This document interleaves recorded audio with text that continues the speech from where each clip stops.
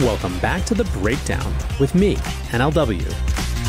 It's a daily podcast on macro, Bitcoin, and the big picture power shifts remaking our world. The Breakdown is sponsored by Nexo.io, Arculus, and FTX, and produced and distributed by CoinDesk. What's going on, guys? It is Friday, March 25th, and today we are talking about China and Russia's battle against the US dollar. Before we get into that, however, if you are enjoying The Breakdown, please go subscribe to it wherever you listen to podcasts. Give it 5 stars, leave a review, or if you want to get deeper into this conversation, come join us on the Breakers Discord. You can find a link in the show notes or go to bit.ly/breakdownpod. Also, a disclosure, as always, in addition to them being a sponsor of the show, I also work with FTX.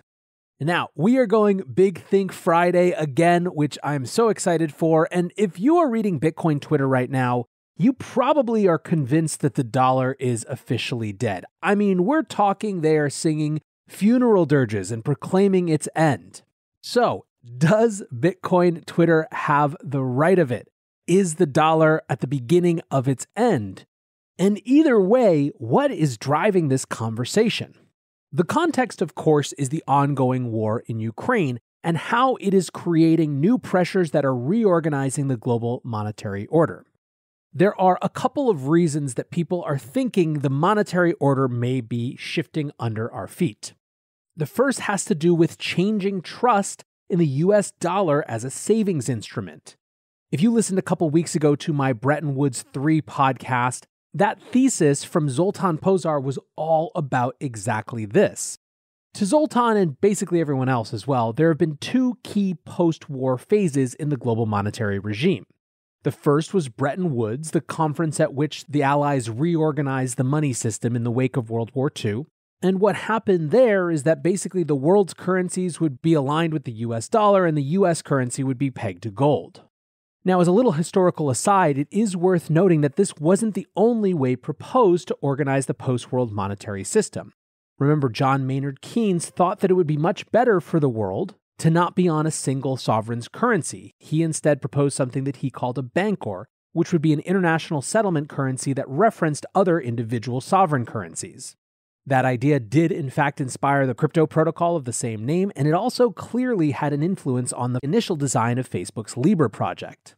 Either way, JMK lost that argument, and we were on the US system, and the US was on the gold standard. That was, of course, until 1971, when President Nixon ended the US dollar's relationship with gold, and what came next, which was established over the next decade, was the petrodollar system. In this new system, the US became the reference and settlement currency of the world's most important asset, which was oil. The US would give oil producers like Saudi Arabia security guarantees in return for them pricing oil in dollars.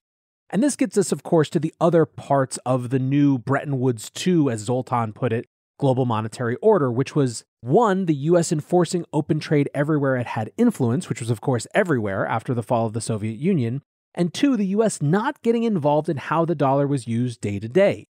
The US government didn't manipulate the supply of the US dollar to achieve specific short-term dollar price targets, and it didn't intervene in things like who could save in dollars. Both of those parts of the system were key to this Bretton Woods second phase, and both have been slowly changing. The US has been steadily withdrawing from its global leadership position in the world.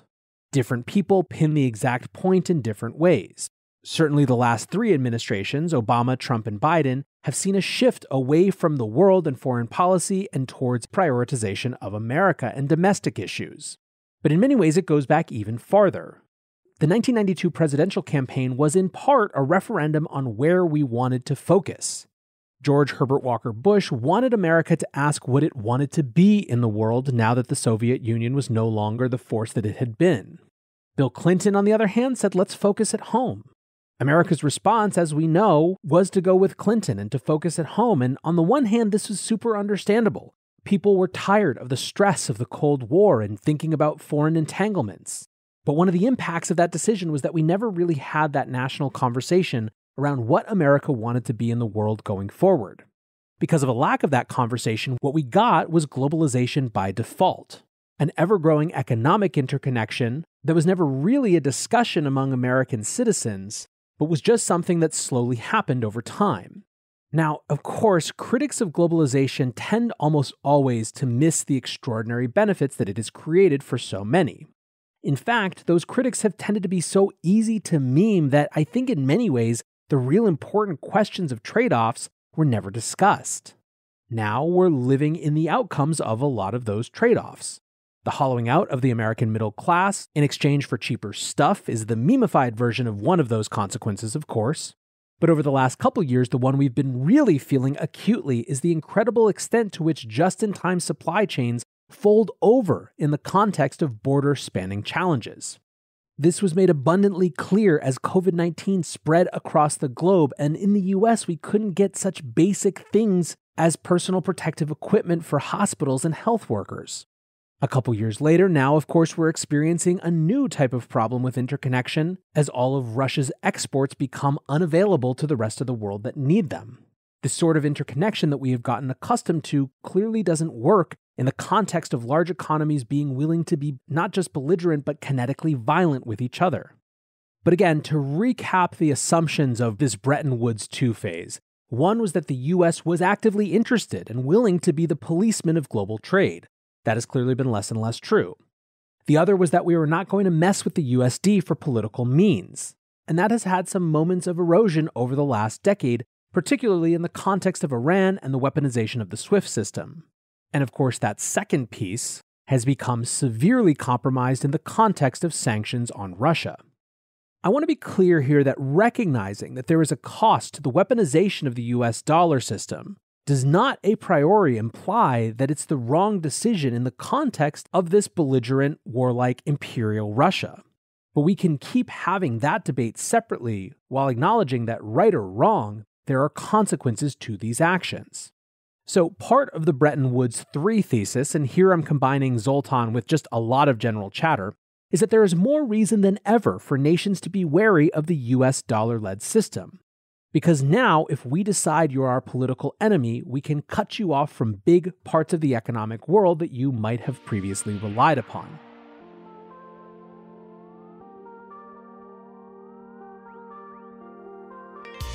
Nexo is the go-to platform for all things crypto. Invest in the hottest coins out there and start earning risk-free interest of up to 20% APR, paid out daily. Need cash ASAP but don't want to sell? Use your crypto as collateral and receive a credit line at premium rates. Open your Nexo account by March 31st and receive up to a $100 welcome bonus. Get started today at nexo.io. That's nexo.io. Meet Arculus, the next generation cold storage wallet. Arculus secures your crypto using 3-factor authentication, providing a simpler, safer, and smarter way to store, buy, swap, send, and receive crypto. Arculus is offline cold storage. Your private keys are encrypted on the Arculus keycard and are never online. Stay safe from hackers with no cords, no charging, no Bluetooth. Just crypto security made simple. Buy Arculus on Amazon today.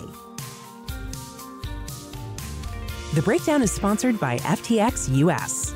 FTX US is the safe, regulated way to buy and sell Bitcoin and other digital assets, with up to 85% lower fees than competitors. There are no fixed minimum fees, no ACH transaction fees, and no withdrawal fees. One of the largest exchanges in the US, FTX US is also the only leading exchange that supports both Ethereum and Solana NFTs. When you trade NFTs on FTX, you pay no gas fees. Download the FTX app today and use referral code BREAKDOWN to support the show. Now let's talk for a moment about how much doom to place upon the dollar.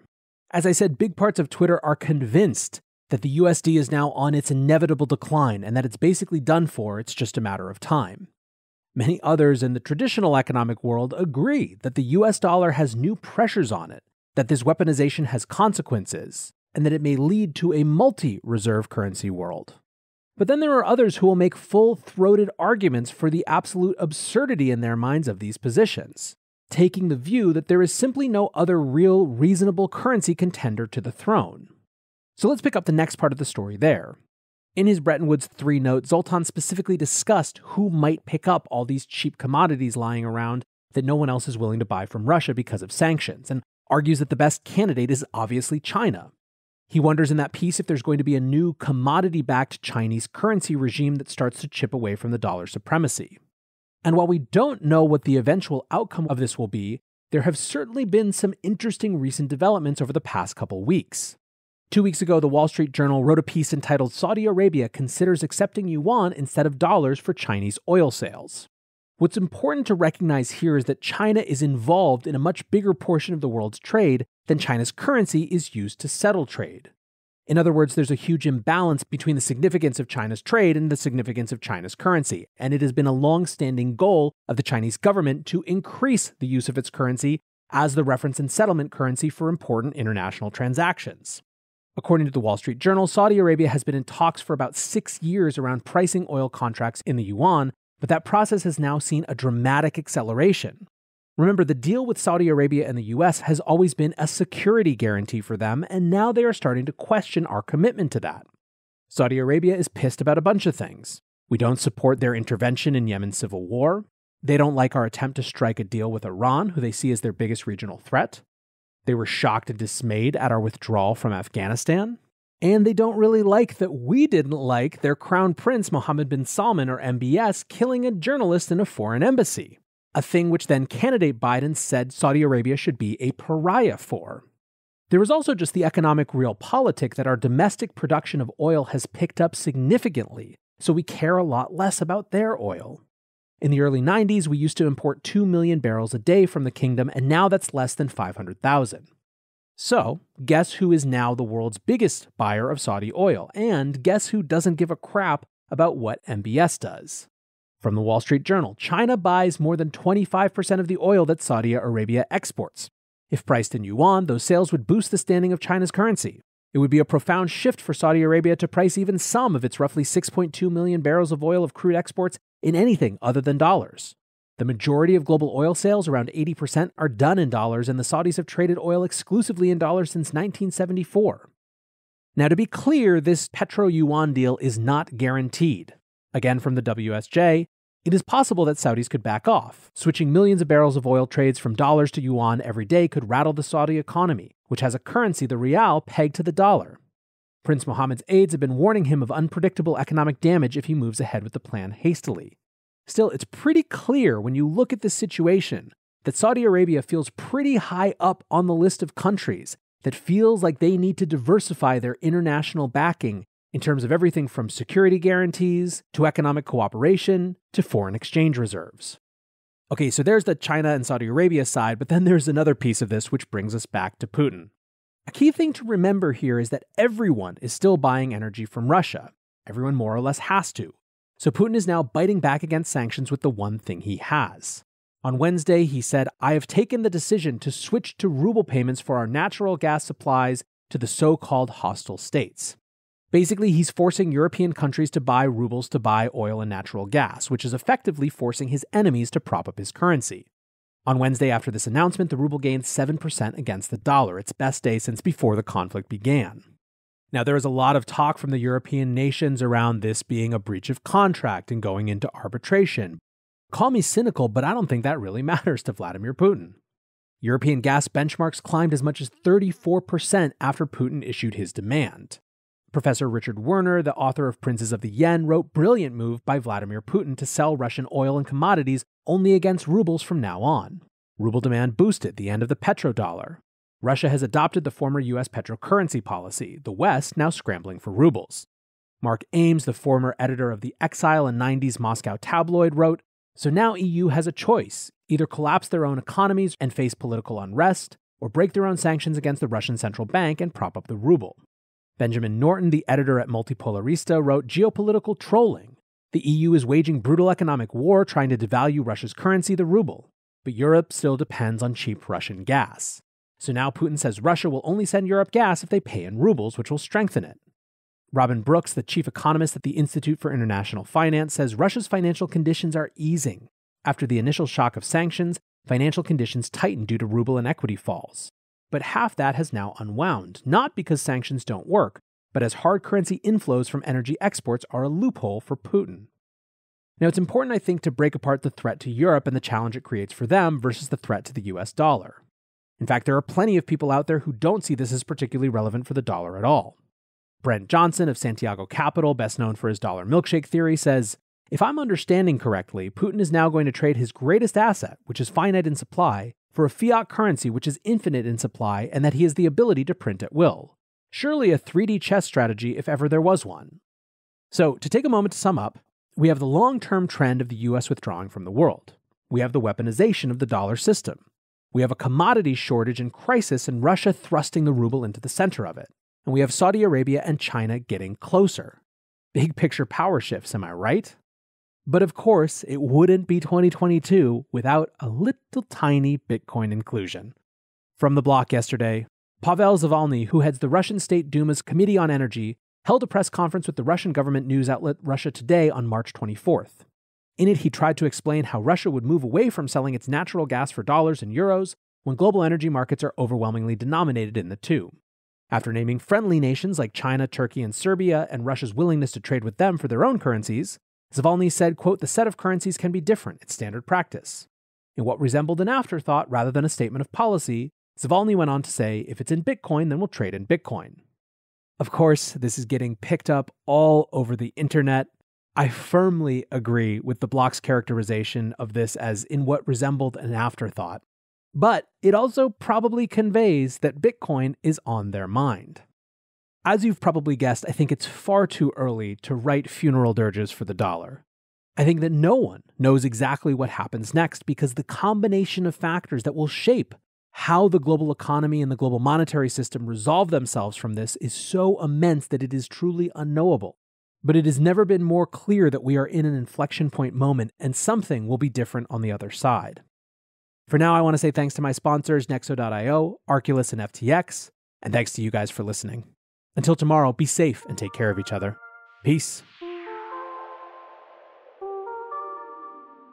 Hey, Breakdown listeners, come join CoinDesk's Consensus 2022, the festival for the decentralized world, this June 9th through the 12th in Austin, Texas. This is the only festival showcasing and celebrating all sides of blockchain, crypto ecosystems, Web3, and the metaverse, and is designed for crypto newbies, investors, entrepreneurs, developers, and creators. Don't miss speakers like Cathie Wood, SBF, CZ, Punk6529, and Joe Lubin, to name just a few. Use code BREAKDOWN to get 15% off your pass at CoinDesk.com/consensus2022.